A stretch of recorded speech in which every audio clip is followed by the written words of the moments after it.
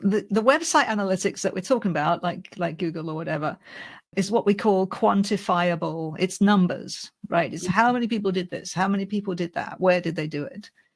It doesn't tell us why.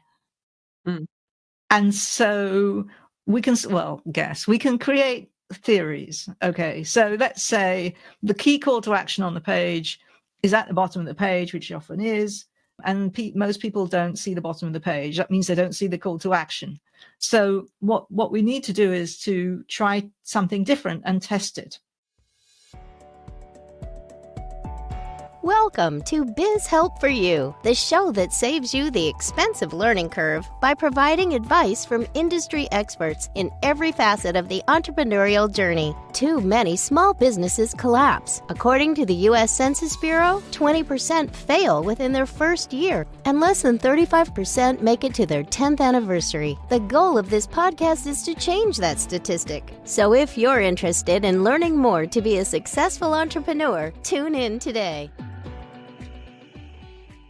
Let me tell you a little bit about my guest today. Philippa Gamse boasts over 25 years of expertise in digital marketing strategy and analytics, having collaborated with close to 500 clients and contributed to websites generating hundreds of millions of dollars. Owners and marketing executives enlist Philippa's services to unearth valuable insights within their web analytics, driving business growth and efficiency by pinpointing overlooked opportunities. Her track record spans North America, Europe, and the Middle East, where she translates data into actionable strategies that propel businesses forward, identify new market potentials, and optimize ROI. You can glean from her extensive experience the importance of leveraging data analytics to uncover hidden opportunities and maximize business growth effectively. So, Philippa, welcome to the show. Hey, thank you, Candy. So before I get into any questions I have for you on the topic, I'd love for you just to share a little bit about your story and how you began working in digital marketing. Wow. So as you said, I've been around for a little bit, and I think I have a background, believe it or not, in archive. I'm an archivist originally, which is kind of the other opposite end of all of this. But I kind of got into computing by getting into computerized archives and sort of computerizing catalogs, which, is information science. And this kind of went on from there. I began to get very interested in communicating using technology, I guess. And so, for me, I guess I'm a sort of techie because I'm a kind of data geek, but I'm not interested in technology for technology's sake. I'm interested in what it can do to help us communicate better. So I think that sort of explains why, and having been around in digital marketing for a while, I one of the things that I think is great is that I've got, you see things come and go, right? So you see the stuff that is like the latest bright shiny object that isn't around for very long, and the stuff that endures, and how actual marketing principles translate into digital, but essentially the principles remain the same.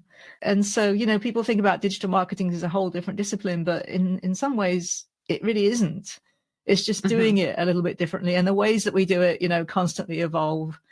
I mean, one of the almost I don't know if it's a downside of on some days when I've got lots of energy, I think it's exciting. And when I get tired, I get tired because, it changes all the time, right?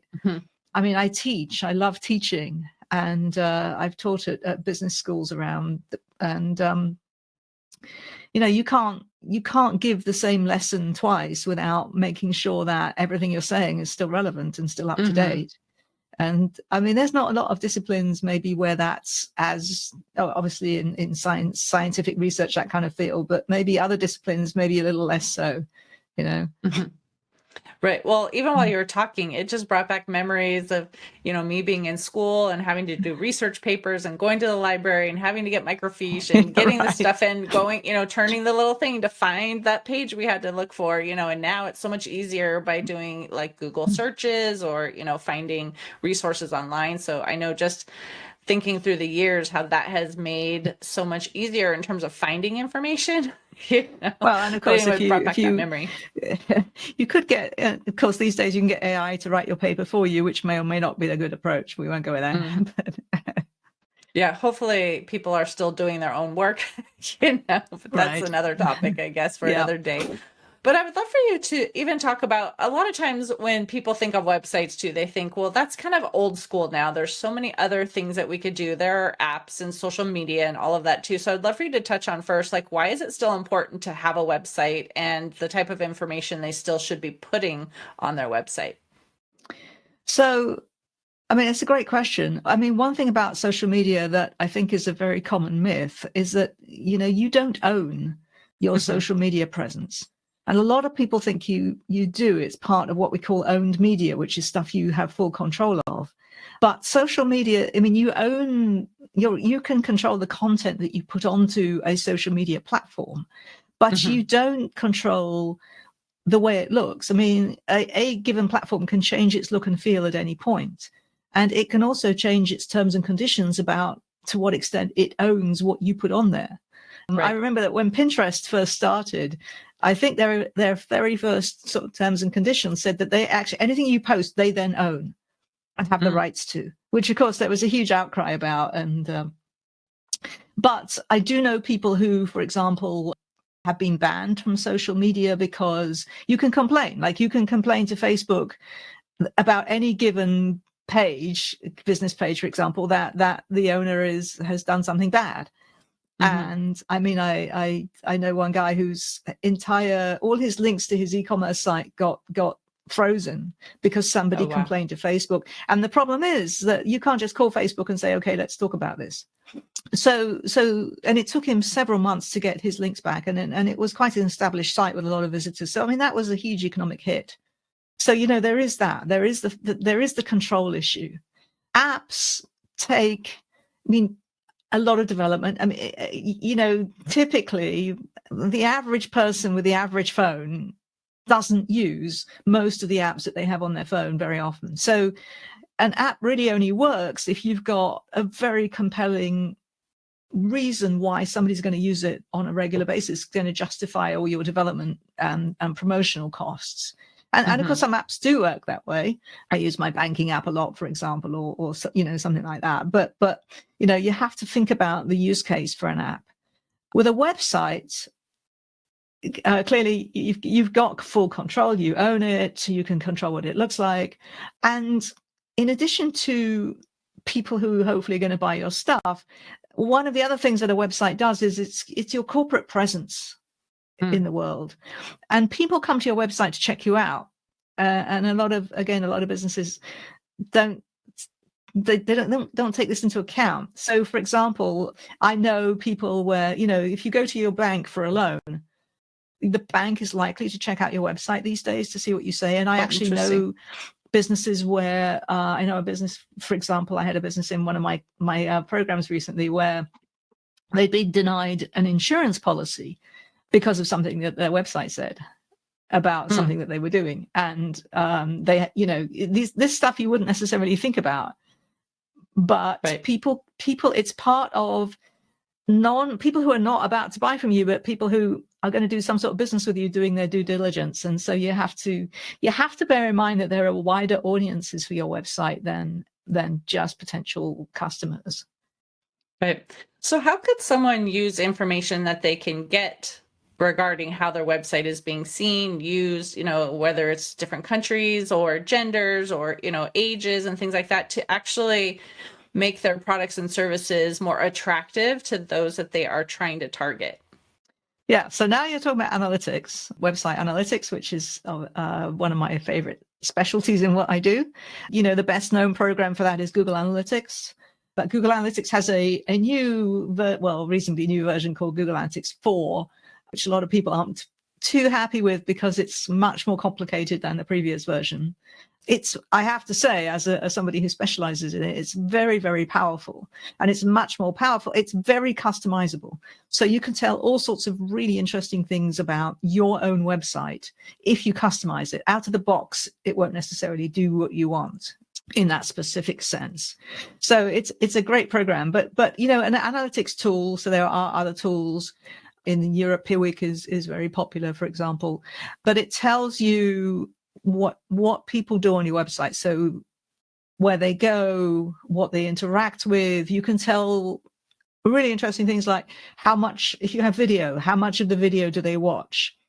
A lot of business owners they spend tons of money on creating amazing videos, and they don't realize that because they start out with, hello, my name is, and blah, blah, blah, blah, blah. And people get very, very bored very quickly and they drop. So by the time they get to the good stuff in their content, nobody's watching it. Without analytics, you wouldn't know that. Right. So I think because, too, you said it could be complicated though, too. So I think sometimes we feel overwhelmed with that, and how do we even figure it all out? And another very overwhelming thing is the sheer amount of data. So, you open up your analytics program and it's got all sorts of different reports and ways to cut and dice. And, and it can be very overwhelming to people who aren't used to it or haven't thought about what they want to know. And that's where we get to what we call vanity metrics, where somebody goes, oh, I ought to look at my analytics. Well, okay. Do we have more, X? Do we have more visitors than we did last week? And if the answer is yes, they go, oh, good, it's working, and go away. Because it's difficult to go beyond that without some path in. But honestly, the question of, do we have more visitors than we did last week? If the answer is yes, there's a so what that goes with that, right? So if there are lots and lots of visitors who never buy anything from you, then what's the point, right? You'd rather have fewer visitors who are actually your ideal customers. Right. So I guess too, then do you have maybe some key things to look at when they log in? Because again, like you said, there could be so much data.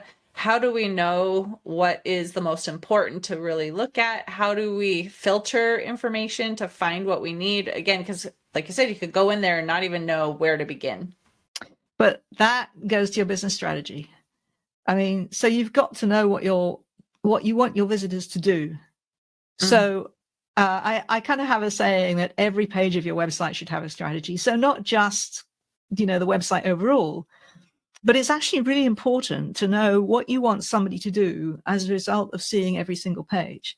Because if you don't drive people, what in marketing we call the call to action, if you don't drive people towards what you want them to do, they very likely won't do it, because there are so many other things to do. There's other on your site or other sites, right?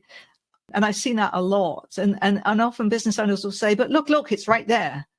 And I'll say, it's right there because you're so used to looking at it. It's yours. You're so close to it that you can't any longer see how people who are not familiar with it will see it. Which is why analytics is helpful. I mean, you can apply things like heat maps that show you, or other ways to show you what people look at. With analytics, you can also see, for example, how far down the page they scroll. So that's a big thing, because if you have a long page and you've got important content at the bottom of the page, if nobody sees, it's the same as the video, right? If people haven't gone there, they're not going to see it. And again, without the analytics, you can't know how far down the page people are looking. So is that something that the website owner has to set up, or is it already just looking at that information and you just have to know where to find those details when you log into your analytics? So it depends on the tool that you're using, and it can be a mix. So for example, when you set Google Analytics out of the box, it automatically measures when somebody goes 90% of the way down the page, which it basically says they see almost all of, if not all of the page. When I work with clients, I tend to customize that to say, show me 25, 50, 75, 90%, just so that I get a clearer, I mean, 90% is a lot, but, do people see half the page, or so I get a wider picture. So that's an example of the sort of customization that you can do, just to give you a little more information. Nice. So what are some of the mistakes maybe that people make when it comes to their websites and like using the analytics or, setting it up, not setting it up properly? Like maybe what are the things that you could tell us as those who don't really know how to use this properly, right? What we need to know so that we're using it effectively. Well, so again, that goes back to what's your strategy. So, I mean, if you don't if you're not using it effectively, well, firstly, obviously, it would be helpful to have somebody knowledgeable make sure that the data is being correctly collected and fully as much as you can. And the more you customize it to what you want, the better. But also, if you don't have a goal in mind, as we've already said, you're just looking at lots and lots of numbers and you don't know where to start. And then you go to, by default, you'll go to the vanity stuff and just, how many visitors did we get? How many sales did we get? How many signups did we get? One big mistake that a lot of people make is to do what I've just said. So people will go, where did our visitors come from? Because they want to know if they're doing paid ads, whether that's paying off. They want to know how's our SEO doing and so forth. So they'll focus on how do we get visitors, and then they'll focus on the outcomes, how many sales, etc., how many signups. What they don't necessarily look at is the piece in the middle. In marketing we call it the customer journey, right? So there's a point between where the visitor first hears of you and first comes to your site, and then when they're in what we call the consideration stage, because most people don't necessarily buy the very first time they see a website. And so they want to know who you are, and they want to see what you talk about, and they want to get an idea of, whether they like you and trust you and want to do business with you. And that's all about the engagement part of the site, which is about your content, your videos, your blog, what you have to say, your social proof, maybe your About Us page. And often, and that all of those are really important. And people do spend time creating them because, especially if they want SEO and stuff, but often they don't measure how effective they are in terms of actually engaging visitors and driving them towards the next steps. So they tend to focus on the first step, which is getting the visitor and the end result. But in the old days, we had bounce rate. I think we have bounce rate back in Google Analytics, but people used to obsess about the bounce rate, which is how many people come to my website, take one look at it and walk away. And, okay, yes, that's somewhat important, but wouldn't you rather focus on the people who stay, spend some time looking around, and then don't do what you want? Because you had a chance with those people and you didn't get it. So what went wrong? That's a good point. So what would you say, how would they even determine that then? By seeing like, okay, someone was on my page for 90 seconds or something, so they were interested, but now they're gone. Like, how do I know where the problem lies? Well, you don't. So that's the interesting thing about the website analytics that we're talking about, like Google or whatever, is what we call quantifiable. It's numbers, right? It's how many people did this, how many people did that, where did they do it. It doesn't tell us why. And so we can guess. We can create theories. Okay, so let's say the key call to action on the page is at the bottom of the page, which it often is, and most people don't see the bottom of the page. That means they don't see the call to action. So what we need to do is to try something different and test it. So I often like to say, I can come up with all sorts of theories, but what we need to do is test. So we can move or duplicate the call to action, right? Include a call to action further up where people will see it, see if that makes a difference. I mean, so what you have to do is start saying, well, what if we tried this? And actually, that's one of the things I love about analytics is that, it's very geeky, but at some point you get creative. Okay, what about if we try this? Or what about if we tried a whole new approach to this?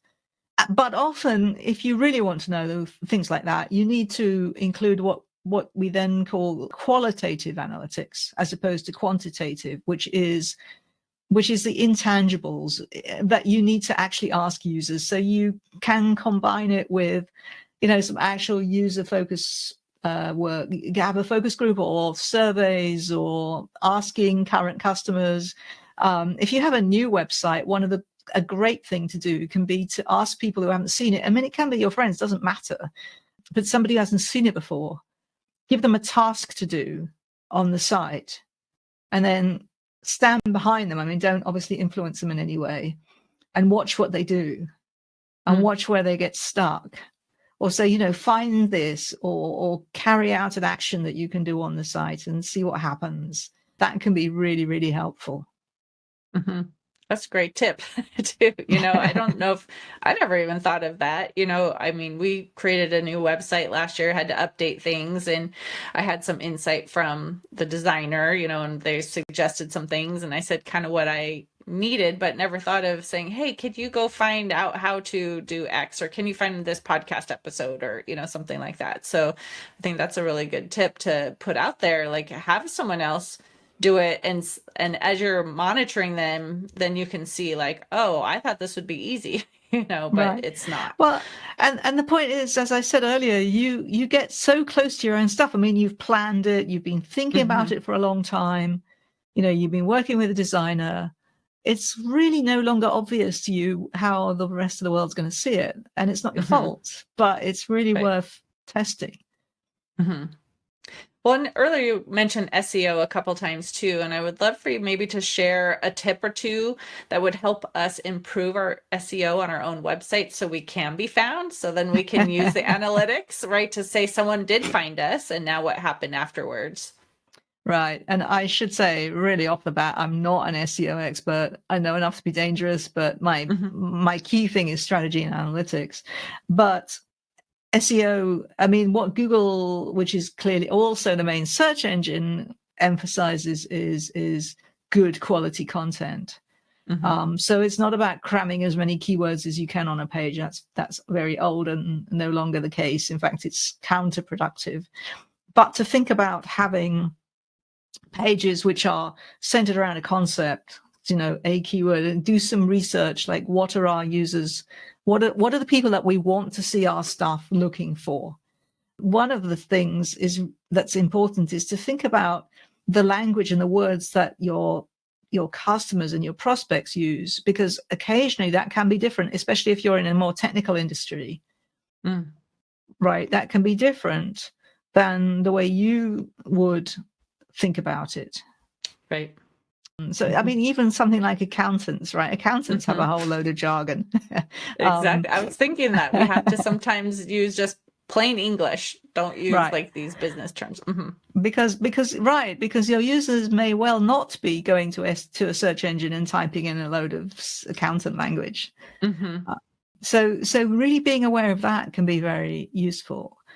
And if you happen to have a site with a lot of content that has a search engine on it, so your own site search that's within your site, not the Google search, again, that can be a gold mine because analytics can track that. So the analytics can track what do people put into your search engine that's on your own site. And that is really helpful information because it tells you, it answers, for a start, it answers that question. What words do they use? That's looking for stuff that they expect you to have. Right. It's also, by the way, therefore, great content ideas. Like if they're asking for things that they expect you to have, but you don't have yet. I've worked with clients. We've created whole new products around what we see in the internal, in the site search engine. So it's really a gold mine that is extremely underused because most people don't even think about tracking that stuff. So how often do you suggest looking at analytics, like weekly, monthly, quarterly? Like what is kind of that pace that we should be taking the time? Because again, it could be so much data, overwhelming. We don't want to look at it daily probably, but what is a good amount of time to spend and how often? Yeah. So one of the key things is to focus and prioritize. So you don't want to measure everything all at once, because Mhm. what are you going to do with the information? Like if you look at every single metric you possibly could, you can't improve because you don't know what to focus on, you don't know what to test. And if you make changes and you test stuff, you can't test everything because then you don't know what caused the change. Right. So honestly, when I work with clients, we have a measurement plan that prioritizes, maybe 3 things that they're currently trying to work on and improve. And that might be the conversion rate for sales. It might be acquisition through a specific marketing channel. It might be content consumption. But really don't try and measure more than 3 to 5 things at once. And those 3 to 5 things should have a so what to them. They should be something that you're proactively looking at improving or reducing costs or whatever it is, so that when you get the result of the metric, you know what you're looking for and maybe what you're going to do as a result of seeing how it's going. And those can change. I mean, that doesn't have to be like you select 3 to 5 KPIs and you change them. Of course, you're going to change them. It also depends on what's going on. I mean, if you've got a new product launch, for example, or you're running a new ad campaign, you might want to look at the metrics for that even several times a day, right? Especially if you're pouring money into advertising. And then maybe some aspects like maybe your video consumption that you want to monitor every month or something, right? I wouldn't necessarily say do it once a quarter. That doesn't really sound very involved, but because I what just is didn't know if there were certain ones that maybe you don't need to look at as often. Yeah, again, I'm not sure. That's why we're having this conversation. Right. So. Yeah. And a lot of the time, I mean, one of my favorite kind of jibes at myself, if you like, because I'm a consultant, is when you hire a consultant, you have to pay lots of money, and then you have to even take me out to lunch if we're local. But the point is that whatever question you ask, the answer from a consultant is very often it depends, because it does, because there isn't necessarily a one size fits all answer. Excuse me. So it depends on your business's specific situation and needs at any given time. Perfect. Well, I do want to ask, because we're coming to the end of our episode today, like if there's an offer that you would like to share with our listeners, and also if they want more information, how can they connect with you? Yeah, great. So thank you. So I'm on LinkedIn. And hopefully you'll put these links in the show notes, right? So I'm on LinkedIn, happy to connect on LinkedIn. My website is websitesthatwin.com. And I do actually, yes, I have a giveaway. So I have an ebook, which is it's called 5 Hidden Gems. It's 5 stories from my actual experience, where we looked at analytics for 5 different businesses, different industries, and found things that we could not have known without the analytics data that allowed us to make a significant change either in the website or in the business strategy.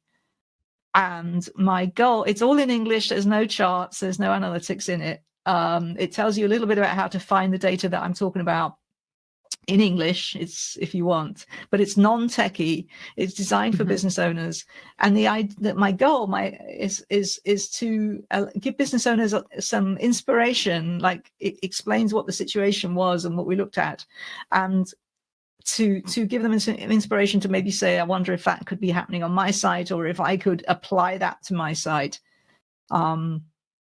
So to make analytics a bit more fun, because I know for a lot of people it's intimidating, but anybody's welcome to come to my website and pick that up. It's absolutely free.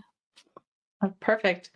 Well, thank you, Philippa, for being a guest on my show. I enjoyed our conversation and learning a little bit more from you on your expertise here with analytics and websites. Thank you very much. And to the listener, if you enjoyed today's topic and you want to hear additional information, you can find access to the exclusive content in our resources in the show notes. Thank you for tuning in today. Would you please share this episode with those you know and leave a review on your favorite platform? And if you find our show informative, would you consider being a financial sponsor to help me continue my mission to educate business owners? A link is located in the episode description, and no amount is too small. I'd really appreciate your support.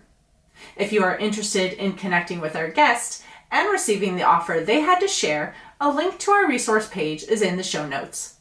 Finally, if you have any bookkeeping or payroll needs, reach out to us at 310-534-5577 or contact@abandp.com. My team and I are eager to assist you. Until next time, have a great day.